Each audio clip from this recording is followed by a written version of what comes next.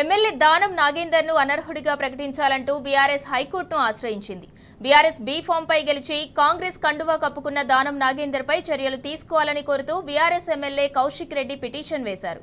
కాంగ్రెస్ తరపున సికింద్రాబాద్ ఎంపీ అభ్యర్థిగా దానం పోటీ చేస్తున్నట్లు పిటిషన్లో పేర్కొన్నారు. ఒక పార్టీలో ఎమ్మెల్యేగా గెలిచి మరో పార్టీ తరపున పోటీ చేస్తున్నారని వెల్లడించారు. కాగా బీఆర్ఎస్ పిటిషన్ సోమవారం విచారణకు రానుంది.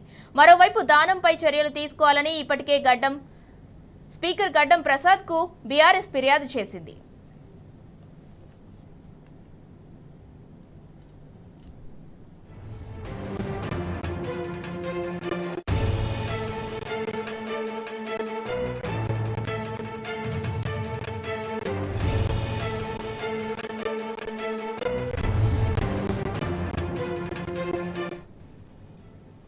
ఎమ్మెల్యే దానం నాగేందర్ను అనర్హుడిగా ప్రకటించాలంటూ బీఆర్ఎస్ హైకోర్టును ఆశ్రయించింది. ఇక దీనికి సంబంధించి మరింత సమాచారం మా ప్రతినిధి లివిల్ రెడ్డి అందిస్తారు. లివిల్ రెడ్డి చెప్పండి.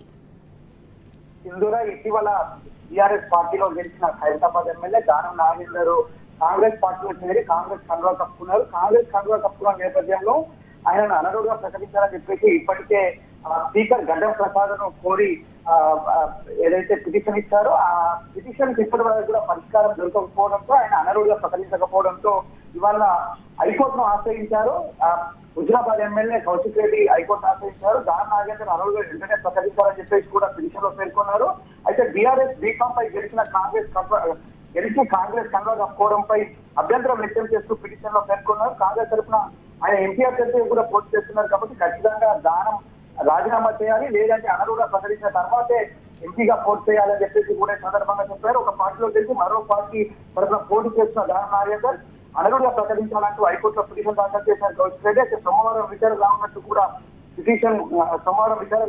అయితే ఇప్పటికే సభాపతిని కలిసి అనేక 2 సార్లు కూడా సభాపతిని కలవడానికి ప్రయత్నించారు. సభాపతి అందుబాటులో లేకపోవడంతో వారి కార్యాలయంలో దానంలో కావచ్చు టీఆర్ఎస్ పార్టీ బీఫామ్ పై గెలిచిన దానం నాగేందర్ ను అనర్హుడిగా ప్రకటించాలని చెప్పేసి కూడా లేఖ అందించారు. అయినప్పటికీ కూడా స్పందించకపోవడంతో ఇవాళ హైకోర్టును ఆశ్రయించారు. ఎట్టి పరిస్థితుల్లో కూడా దానాన్ని అనర్హుడిగా ప్రకటించాల్సిందని చెప్పేసి ఈ సందర్భంగా అయితే హైకోర్టులో సోమవారం ఈ పిటిషన్ విచారణ రానుంది. ఇప్పటికే అనేక రాష్ట్రాల్లో కూడా ఎవరైతే ఒక పార్టీలో గెలిచి ఇంకో పార్టీలోకి వెళ్తే అంటే అనర్హత వేటు వేసిన సందర్భాలు చాలా చూసాం. అలాంటి తరుణంలో ఇవాళ కూడా దానం నాగేందర్ ఒక పార్టీలో గెలిచి మరో పార్టీలోకి వెళ్ళి ఎంపీగా పోటీ చేస్తున్నారు. అంటే ఒక పార్టీ గెలిచి ఎమ్మెల్యేగా ఉండి మరో బీఫామ్ పై ఎంపీగా పోటీ చేస్తున్నారు కాబట్టి ఖచ్చితంగా అతన్ని అనర్హుడిగా ప్రకటించాల్సిన అవసరం ఉందని చెప్పేసి కూడా ఈ సందర్భంగా బీఆర్ఎస్ పార్టీ శ్రేణులు చెప్తున్నాయి. ఇప్పటికే దానం నాగేందర్ కాంగ్రెస్ కండువా కప్పుకున్నారు, కాంగ్రెస్ పార్టీ కార్యక్రమాల్లో పాల్గొంటున్నారు కాబట్టి ఖచ్చితంగా తక్షణమే అనర్హుడిగా ప్రకటించాలని చెప్పి స్పీకర్ కు మొరపెట్టుకున్నప్పటికీ కూడా స్పీకర్ నుంచి ఎలాంటి స్పందన రాకపోవడంతో ఇవాళ హైకోర్టు ఆశ్రయించినట్లు కూడా బీఆర్ఎస్ శ్రేణులు చెప్తున్నాయి.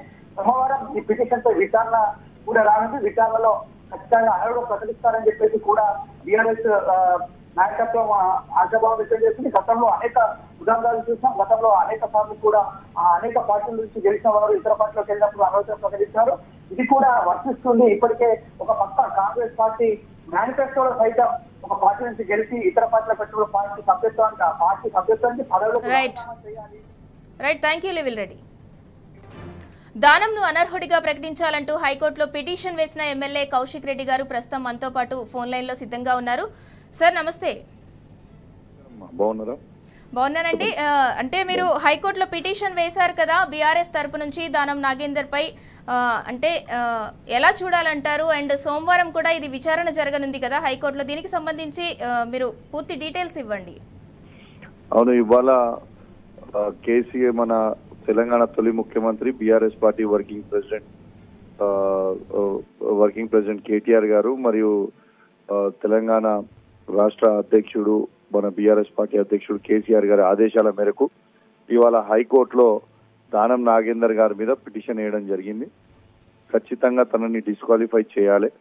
ఇది బీఆర్ఎస్ పార్టీ ఎమ్మెల్యేగా తను గెలిచి ఇలా కాంగ్రెస్ పార్టీ ఎంపీ క్యాండిడేట్ గా అఫీషియల్ గా కాంగ్రెస్ పార్టీ వాళ్ళు డిక్లేర్ చేసి తను ఇలా కాంగ్రెస్ బీఫామ్ మీద కాంటెస్ట్ చేయబోతుంది కాబట్టి వెంటనే తనని డిస్క్వాలిఫై చేయాలి, ఎటు పరిస్థితుల్లో డిస్క్వాలిఫై చేయాలని వాళ్ళ పిటిషన్ వేయడం జరిగింది. మండే రోజు తన హియరింగ్ కి రాబోతా ఉంది. ఖచ్చితంగా పాజిటివ్ రెస్పాన్స్ ఉంటుందని మేమైతే ఆశిస్తున్నాం. ఎందుకంటే ఇంతకు ముందు కూడా సుప్రీంకోర్టు డైరెక్షన్స్ ఉన్నాయి 3 months లోపల ఎట్టు పరిస్థితుల్లో డిస్పోజ్ చేయాలని.